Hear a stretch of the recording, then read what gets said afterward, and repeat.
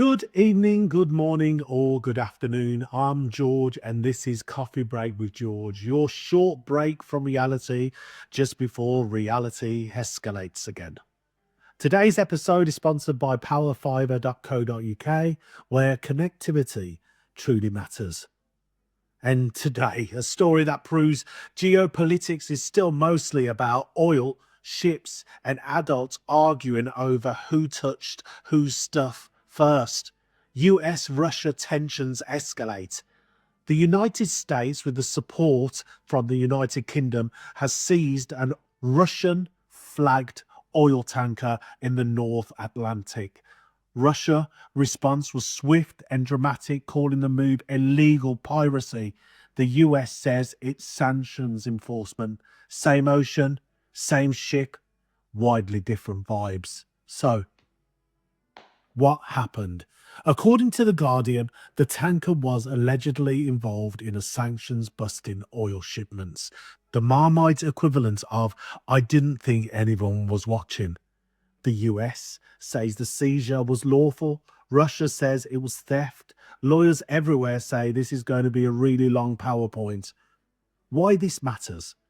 Because oil tankers aren't just boats. They're floating bank accounts. They are floating foreign policy, floating reasons for arguments between two nuclear powers. And lately, sanctions enforcement has upgraded from paperwork to navies, which is a development. The sanctions problem. Sanctions only work if everyone agrees on the rules. And right now, the rules appear to be the West, you cannot move that oil. Russia, oh, I already did. The ocean, totally unbothered. Russia argues that the seizure violates freedom of navigation. The USA argues sanctions mean some ships lose certain privileges. This is what diplomats call the grey zone. Grey zones are where misunderstandings live rent-free. Why is the UK involved in all this? The UK's involvement sends a very clear signal. This was not a solo move from the USA. This was coordinated, allied, very much discussed beforehand and planned, which is why Moscow isn't annoyed, it's officially annoyed. The bigger picture. Zoom out and it is familiar territory. Oil, shipping lanes, sanctions, military presence. It's not the Cold War, but it's definitely like a director's cut. You know, same kind of themes, higher resolution, same characters. So what happens next? No one expects a war over one oil tanker.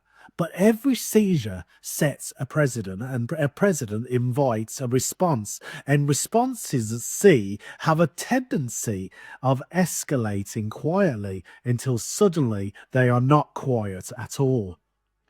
So, tonight's takeaway: one ship, one seizure, two global powers, and absolutely no room for confusion.